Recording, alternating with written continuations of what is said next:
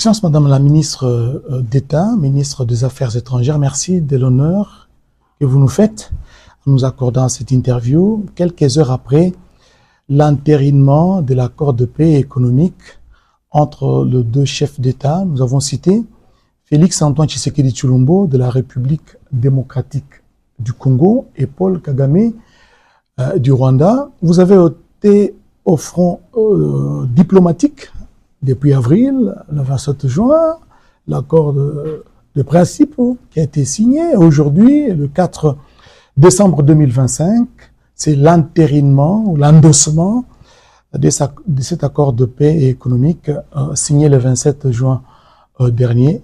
Avez-vous les sentiments ou le ressenti d'un devoir accompli? Je pense que nous avons franchi une étape, mais le devoir accompli, nous sommes très conscients de son envergure et nous savons que nous ne serons satisfaits que quand nous serons réunis avec nos frères et sœurs, nos compatriotes qui sont à l'est de la République démocratique du Congo, dans des zones sous occupation. Donc je peux dire que j'ai un sentiment d'avoir franchi une étape aujourd'hui, comme nous en avons franchi beaucoup d'autres que vous venez d'énumérer. Mais la satisfaction, elle n'est pas encore là parce que nous connaissons la réalité qui prévaut. Et puis aussi, en tant que membre du gouvernement, on n'est jamais satisfait. Nous sommes au service de notre population. Nous savons que les besoins, mais aussi les attentes sont énormes. Et donc, nous travaillons toujours et nous allons continuer à travailler. Je ne pense pas qu'on puisse s'offrir le luxe d'être satisfait quand on est au service de la population. Vous avez été à nouveau dans les bureaux ovales du président américain Donald Trump. Ce n'est pas la première fois. Le 27 juin dernier, vous y étiez. Cette fois-ci, vous avez accompagné le président de la République, Félix Antoine Tshisekedi Tshilombo, dans cette rencontre bilatérale d'abord, avant cette trilatérale. À quoi la population congolaise devra-t-elle s'attendre après la signature de cet accord ? Alors, la population congolaise peut s'attendre à ce que, évidemment, son gouvernement reste engagé vis-à-vis de cet accord. Donc, le président de la République l'a signé justement et donc, de cette manière, manifeste sa volonté, sa disponibilité à ne ménager aucun effort pour s'assurer de la mise en œuvre des responsabilités qui nous incombent. Et là, la population congolaise peut en être sûre, mais elle peut aussi être sûre du fait que nous allons insister sur la mise en œuvre entière et complète de tous les éléments de cet accord.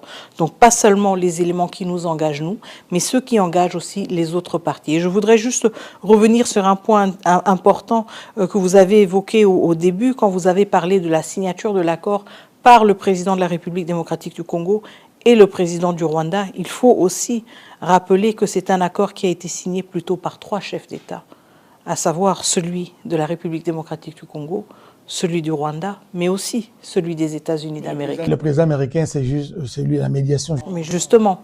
Et donc, à chaque interlocuteur, à chaque signataire de cet accord incombe certaines responsabilités. Et c'est pour cela que je dis, nous allons assumer pleinement les responsabilités, les engagements auxquels que nous avons pris. Mais nous allons rappeler les uns et les autres aussi de leur rôle à jouer. Et le rôle d'une médiation n'est surtout pas à sous-estimer dans cette situation. Donc nous allons aussi peser de notre poids pour nous assurer que l'intégralité de l'accord soit mise en œuvre. Donc la population congolaise peut s'attendre à cela. Qu'est-ce que cela veut dire concrètement? Cela veut dire que nous allons aussi insister justement sur le cessez-le-feu. Et je pense que ça, c'est une attente tout à fait légitime de notre population. Nous allons insister sur la mise en œuvre concomitante du CONOPS, ça veut dire nos efforts pour neutraliser les FDLR, mais aussi de manière simultanée le retrait des troupes rwandaises. C'est à cela qu'on peut s'attendre. Évidemment, je ne veux pas entrer dans tous les détails, si vous voulez, de l'accord, mais je pense que ce sont les éléments les plus saillants qui vont évidemment dominer aussi nos démarches et nos efforts pour voir comment se traduire en action concrète cet accord. Et vous avez parlé justement de chaque partie prenante a ses responsabilités. Le président de la République démocratique du Congo, Félix Antoine Tshisekedi Tshilombo, a réitéré, il a redit sa volonté de respecter scrupuleusement, et j'ai aimé le mot qu'il a utilisé, avec beaucoup de sérieux, ses engagements. Mais de l'autre côté, le président Kagame, dans son speech, il a souligné que si cet accord ne réussissait pas, ce n'est pas de la faute de Donald Trump, mais plutôt de nous. Nous, ça veut dire lui, le président congolais. Mais à la fin, il a dit quelque chose pour lequel je voudrais que vous puissiez donner votre commentaire. Il a dit qu'il y a une route qui s'ouvre devant nous, mais il y aura certainement des hauts et des bas. Votre commentaire. Bon, écoutez, je ne vais pas m'aventurer à faire des commentaires sur des déclarations du président Kagame. Ce que l'histoire nous enseigne, et quand je parle de l'histoire, je parle d'une histoire pénible de 30 ans de conflit, c'est qu'en effet, il est difficile de mettre fin à une guerre. Si c'était si facile que ça, on n'en serait pas à 30 ans. Donc, je pense que ce qui est important ici, et nous l'avons toujours souligné, c'est de traduire les signatures, si vous voulez, en des actes concrets. C'est de rester déterminé, justement, à voir ces actes porter des fruits. Et c'est aussi d'avoir cette détermination de dire que même quand on essuie un échec, on reste engagé vis-à-vis de l'objectif le plus large, si vous voulez, ou l'objectif global. Donc, pour nous, en tout cas, ce qui est important, c'est cette persévérance-là. Nous ne pouvons pas nous offrir le luxe, si vous voulez, de renoncer à la paix. Et je pense que cela a toujours caractérisé la posture du président Tshisekedi.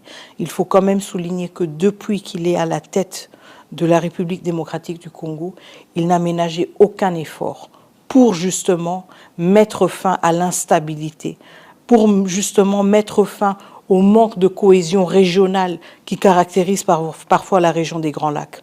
Nous avons vu notre président à Luanda, nous avons vu notre président au Qatar, nous voyons notre président ici à Washington, D.C. Et ce n'est pas un aveu de faiblesse. Ce n'est pas un aveu de faiblesse. En fait, c'est ce qui caractérise un homme justement qui est persuadé de l'importance d'avoir une paix durable, une paix sur toute l'étendue de notre territoire. L'une des faiblesses que certains analystes reprochent à cet accord qui a été entériné aujourd'hui, le texte ne dit pas expressis verbis ou ne donne pas des mécanismes de coercition, des contraintes en cas de non-application, de non-respect des engagements à deux parties. Comment cela va se passer si jamais on ne le souhaite pas, l'une des parties n'arrive pas à respecter ses engagements? Est-ce qu'il y a des contraintes, des garanties? Alors je pense que évidemment le souci d'avoir un accord avec un caractère le plus contraignant possible, c'était toujours une préoccupation portée par la République démocratique du Congo. Évidemment, on ne peut pas toujours s'attendre à ce que les uns et les autres aient le même sens, si vous voulez, de devoir. Donc la situation à laquelle nous faisons face maintenant dans l'accord, elle est plutôt caractérisée par le fait que nous avons une série de mécanismes qui ont été mis en place pour suivre la mise en œuvre de l'accord. Et je pense que c'est à travers ces mécanismes-là que nous allons avoir des cadres et des formats différents de redevabilité. Donc des mécanismes qui sont animés par la médiation, des mécanismes qui rassemblent les différents interlocuteurs avec leurs responsabilités différentes et qui se rencontrent dans des intervalles très précis. Et donc, quand il s'agit de cela, nous notons déjà que ces mécanismes qui ont été prévus dans le cadre de l'accord de Washington signé le 27 juin sont déjà en place. Donc nous œuvrons et nous travaillons dans le cadre de ces mécanismes, mais nous sommes aussi conscients du besoin de les rendre les plus efficaces possibles. Je dis toujours, une réunion, ce n'est pas un résultat, n'est-ce pas? Donc il ne s'agit pas de mettre en place des mécanismes qui ont des réunions après réunion, il s'agit de mettre en place des mécanismes qui servent justement, qui contribuent à la mise en œuvre concrète de l'accord. Et nous allons continuer à œuvrer à travers ces mécanismes pour une plus grande redevabilité. Et la garantie de cet accord, c'est toujours les États-Unis ou bien il y a d'autres structures? Je pense qu'aujourd'hui, déjà, un regard dans la salle nous a montré que, encore une fois, c'est une crise qui dure plus de 30 ans. Peut-être qu'on l'a maintenant réduite, si vous voulez, dans une forme extrêmement simplifiée à la RDC et le Rwanda. Mais quand vous avez regardé dans la salle, je suis sûre que vous vous êtes rendu compte qu'il y avait des chefs d'État de la région. Et donc cela montre qu'il y a un souci partagé de voir la région surmonter ce conflit, de voir la région aller au-delà de cette crise. Et donc,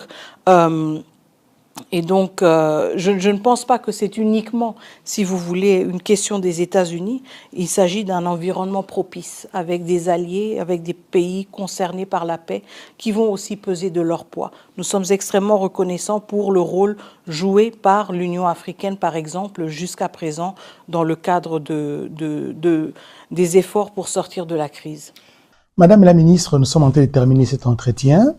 Je m'en voudrais si je ne vous pose pas cette question parce que nous suivons pas à pas tous les processus en commençant par Luanda, Doha et aujourd'hui nous sommes à Washington. À Doha, il y a eu la signature de l'accord cadre, une sorte de balise pour les négociations futures entre la partie gouvernement de la République et la coalition AFC M23. D'aucuns pensaient que c'est l'accord entre guillemets de Doha, qui serait le premier à être conclu avant de déboucher sur Washington. Je voudrais savoir, avec l'entérinement de l'accord de paix économique signé ce 4 décembre 2025 à Washington, c'est plutôt un alignement ou encore l'accord cadre de Doha, il est complètement absorbé par celui de Washington. Et pour ne pas reprendre les termes du ministre de la Communication et des Médias, qui parle de père et fils. Si le père accepte, il adopte, tout naturellement, le fils doit s'aligner. Alors, je pense en effet qu'il s'agit d'un alignement, une complémentarité entre deux instruments qui sont le fruit de deux processus parallèles, mais qui se renforcent mutuellement.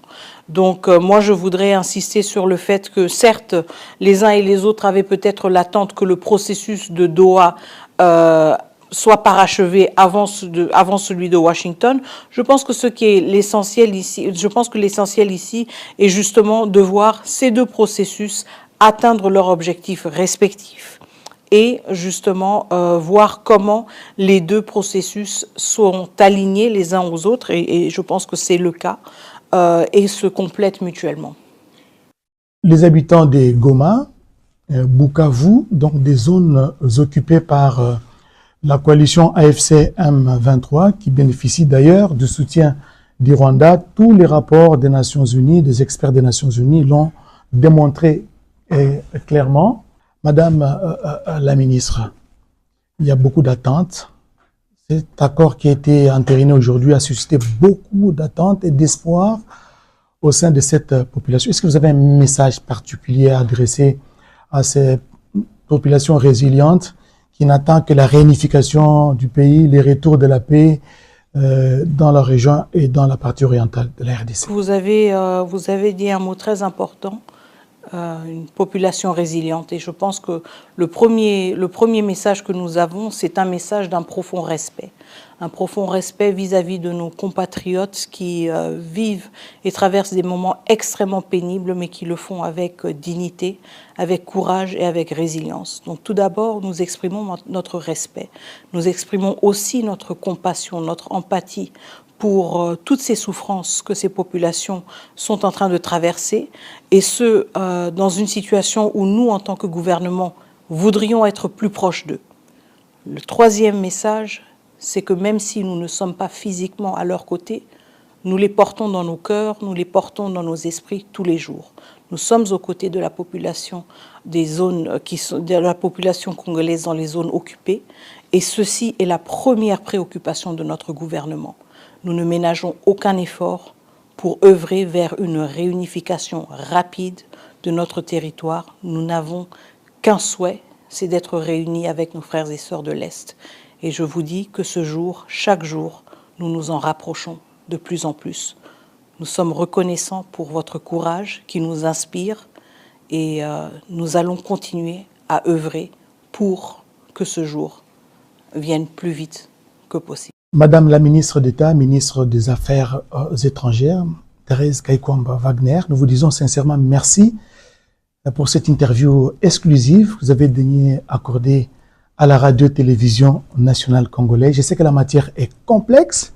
Je sais qu'à la prochaine occasion, nous parlerons peut-être du MOU, de ces mémorandums d'entente qui a été signé entre la RDC et les États-Unis sur le plan de la défense et la sécurité. Nous parlerons de cet accord stratégique. Il y a beaucoup de sujets à développer. Merci de cet entretien. Merci à vous aussi et bonne journée. Merci et à la prochaine. Merci.